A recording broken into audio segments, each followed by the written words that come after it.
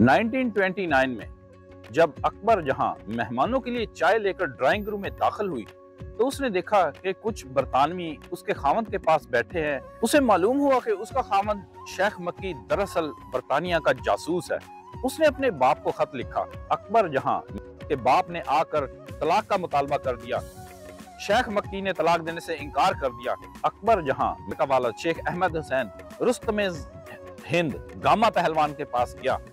Gamma पहलवान अपने साथियों के साथ शेख मक्की के पास आया और तलाक का मुतालबा किया।